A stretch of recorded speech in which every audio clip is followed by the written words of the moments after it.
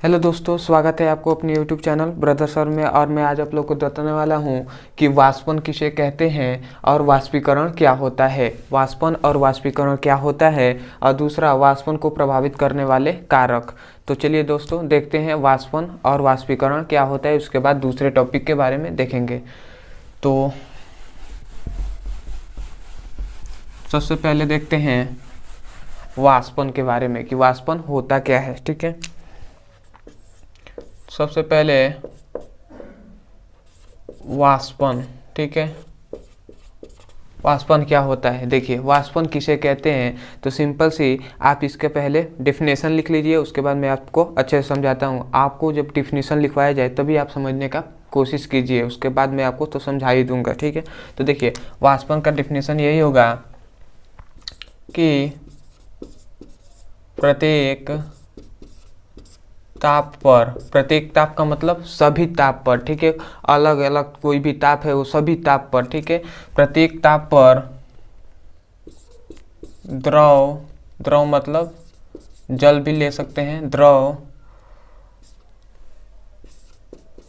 वाष्प में परिवर्तित हो जाता है, उसे वाष्पन कहते हैं। ठीक है, वाष्पन किसे कहते हैं? प्रत्येक ताप पर क्या द्रव वाष्प में परिवर्तित हो जाता है, उसे वाष्पन कहते हैं। मतलब प्रत्येक ताप मतलब कोई भी अलग अलग कोई भी ताप हो, किसी ताप पर जो जल है, किसी ताप पर जो जल है, मान लीजिए कोई भी जल है मतलब द्रव है। ठीक है, तो किसी ताप पर जो द्रव है वह वाष्प में क्या हो जाएगा, वाष्प में जब परिवर्तित हो जाएगा,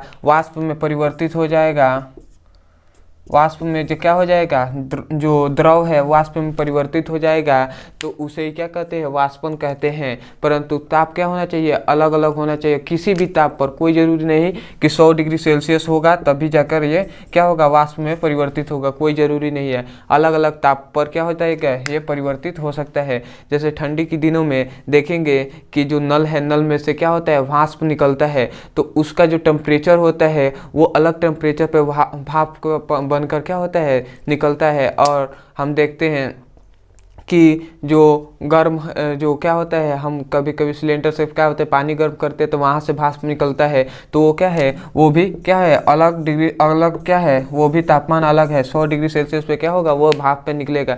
तो ये सभी कंडीशन अलग अलग होते हैं। ठीक है, तो किसी भी ताप पर क्या होगा, किसी भी ताप पर द्रव वाष्प में बदल जाएगा, उसे क्या करते हैं, परिवर्तित मतलब क्या, बदलना। किसी भी ताप पर द्रव वाष्प में बदलने की प्रक्रिया वाष्पन कहलाता है। ठीक है, वाष्पन कहते हैं। द्रव में क्या होता है, परिवर्तित हो जाता है, उसे वाष्पन कहते हैं। और याद रखेंगे, और यह प्रक्रिया ही वाष्पीकरण कहलाता है। और याद रखेंगे, और यह प्रक्रिया वाष्पीकरण कहलाता है। ठीक है, वाष्पीकरण कहलाता है। कौन, जब प्रत्येक ताप मतलब अलग अलग ताप भी कह सकते हैं, या सभी तापों पर द्रव क्या होता है, वाष्प में परिवर्तित हो जाता है, मतलब बदल जाता है, उसे वाष्पन कहते हैं। और ये जो बदलने की प्रक्रिया है उसे ही क्या कहते हैं, वाष्पीकरण कहते हैं। तो उम्मीद है कि वाष्पीकरण आपको बहुत अच्छे से समझ में आया होगा। अब हम देखते हैं वाष्पीकरण को प्रभावित करने वाले कारक। ठीक है, तो अब देखेंगे वाष्पीकरण को प्रभावित करने वाले कारक। दूसरा हम देखेंगे वाष्पीकरण को प्रभावित करने वाले कारक। वाष्पीकरण को प्रभावित करने वाले कारक। ठीक है, इसके बारे में देखेंगे कि वाष्पीकरण किस पे निर्भर होता है, मतलब क्या क्या उसको वाष्पीकरण के क्या होता है, वाष्पीकरण को बढ़ाया जा सकता है किसके द्वारा, और किसके द्वारा वाष्पीकरण क्या होता है, वाष्पीकरण के दर जो होती है वो घट जाती है। इन सभी के बारे में देखेंगे। तो सबसे पहला आता है देखिए वाष्पीकरण कैसे बढ़ सकता है। जब जल का क्या जल जब देखें हैं जल को, जब जल का क्षेत्रफल मतलब द्रव के पृष्ठीय क्षेत्रफल को बढ़ाने पर क्या होता है, उसका वाष्पीकरण बढ़ जाता है। ठीक है, देखिए समझिए पहले। जो द्रव होता है, द्रव मतलब क्या, जल भी आप कह सकते हैं। ठीक है, तो द्रव का पृष्ठीय, ठीक है, द्रव का पृष्ठीय क्षेत्रफल, ठीक है, द्रव का पृष्ठीय क्षेत्रफल क्या होता है, बढ़ाने पर क्या होता है, द्रव के पृष्ठीय क्षेत्रफल को जब बढ़ाते हैं तो क्या होता है, वाष्पीकरण की जो दर है, वाष्पीकरण की दर क्या हो जाती है, बढ़ जाती है। मतलब कहने का मतलब है कि मान लीजिए, कहने का यही है कि मान लीजिए कोई गिलास में क्या है, पानी रखा हुआ है। ठीक है, तो इस पे जब ताप पड़ेगा, जब क्या होगा, सूर्य का प्रकाश पड़ेगा। अब मान लीजिए ये क्या है, इतना बड़ा क्या है, बर्तन है, और इसमें भी उतना ही पानी रखा गया है जितना इसमें रखा गया हो। मान लीजिए एक गिलास में पानी रखा गया हो, सॉरी, मान लीजिए एक गिलास में पानी रखा गया है और दूसरा मान लीजिए एक बड़े से बर्तन में क्या रखा गया है, पानी रखा गया है। तो देखिए जो बड़े से बर्तन का पानी रखा जाएगा तो जो जल का पृष्ठ होगा, जो ऊपर का पृष्ठ होगा वो क्या होगा, बड़े क्षेत्रफल में होगा, बड़ा क्या होगा, आकार होगा। जबकि यहाँ पे कम क्षेत्रफल होगा। तो जिसका क्षेत्रफल अधिक होगा, ठीक है, जिसका क्षेत्रफल अधिक होगा उसका ही क्या होगा, वाष्पीकरण उसमें बहुत जल्दी से होगा। और जिसमें क्षेत्रफल क्या होगा, कम होगा, उसका वाष्पीकरण क्या होगा, कम धीरे से होगा, मद्न होगा, मतलब धीमी सी हो गई। ठीक है, धीमी सी वाष्पीकरण होगी। तो उम्मीद है आपसे अच्छे से समझ में आएगा। अब दूसरा पॉइंट हम देखेंगे। दूसरा देखिए, दूसरा हो जाएगा कि दूसरा हो जाएगा ताप को बढ़ाने पर, ठीक है, किसी भी क्या होता है, ताप को बढ़ाने पर जो जो द्रव का वाष्पीकरण होता है वो क्या होता है, बढ़ जाता है। ठीक है, ताप को बढ़ाने पर द्रव की वाष्पीकरण की दर क्या हो जाती है, वाष्पीकरण की दर बढ़ जाती है। ठीक है, मान लीजिए कोई भी द्रव है, उसके जब तापमान को बढ़ाएंगे, जब ताप को बढ़ाएंगे तो वाष्पीकरण क्या होगा, कि वाष्पीकरण की दर बढ़ जाएगी, मतलब वाष्पीकरण जल्दी होगा, तेजी से होगा। ठीक है, तो ये भी दूसरा पॉइंट है, दूसरे भी आपको अच्छे से समझ में आ गया होगा। अब तीसरा पॉइंट हम देखते हैं। ठीक है, तो इसको मैं मिटा रहा हूँ। ठीक है, अब देखिए तीसरा हो जाएगा। तीसरा देखिए, तीसरा क्या होता है, तीसरा याद रखेंगे,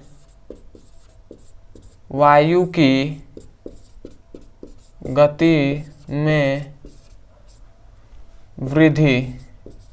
वृद्धि माने क्या, वायु की गति में वो जो बढ़ाया जाएगा। ठीक है, तो वही वृद्धि मतलब बढ़ाया जाएगा। तो वायु की गति में क्या किया जाए, वृद्धि होने पर वाष्पीकरण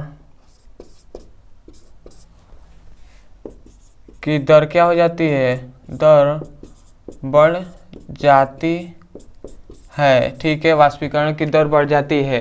ठीक है, मतलब वायु की गति जितनी अधिक होगी उतना वाष्पीकरण क्या होगा, अधिक होगा, किसी भी द्रव का वाष्पीकरण अधिक होगा। इसीलिए जब क्या होता है, हवा बहता है, जब हवा बहता है तो हम कपड़े को सुखाए रखते हैं तो वो बहुत जल्दी क्या हो जाता है, सूख जाता है। परंतु अगर हवा ना बहे तो क्या होगा, वो जल्दी कपड़ा नहीं सूखता है। ठीक है, तो इसीलिए क्या होता है, वायु की गति में वृद्धि होगा। जब मतलब वायु क्या होगा, तेजी से हवा बहेगा तो उसका वाष्पीकरण उस जो कपड़े में जो क्या है, जल भरा हुआ है, उसका वाष्पीकरण हो जाएगा। वो जल्दी से क्या होगा, वाष्प बनकर उड़ जाएगा।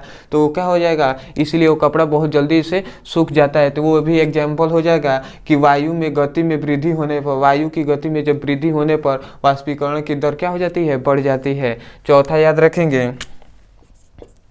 रखेंगे कि वायुमंडल, ठीक है,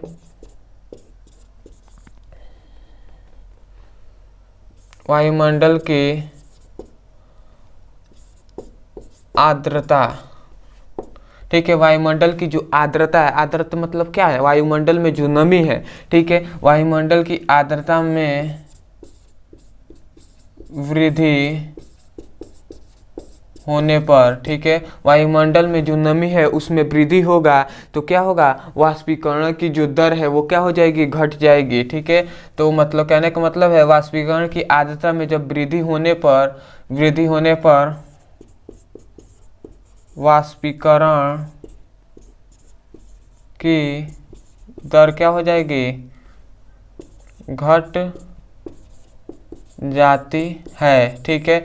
जैसे मतलब कहने का मतलब वायुमंडल में जब नमी होगा तो वाष्पीकरण क्या हो जाएगा, वाष्पीकरण बहुत धीमे से होगा, ठीक है। क्यों, क्योंकि हम जानते हैं ठंडी के दिनों में क्या होता है, वायुमंडल में जो नमी है वो अत्यधिक बढ़ जाती है, जिसके कारण क्या होता है, जो वाष्पीकरण क्या होता है, जल्दी से नहीं होता है, वाष्पीकरण बहुत धीमे से होता है, इसलिए कपड़े क्या होते हैं, बहुत धीमे धीमे से जो ठंडियों में सूखते हैं, ठीक है। तो उम्मीद है दोस्तों कि बहुत अच्छे से समझ में आया होगा। अगर वीडियो समझ में आया हो, अगर कोई भी डाउट हो तो आप कमेंट में कर सकते हैं, और अगर अच्छे से समझ में आया हो तो चैनल को सब्सक्राइब कीजिए, वीडियो को लाइक कीजिए। मिलते हैं अगले वीडियो में, धन्यवाद।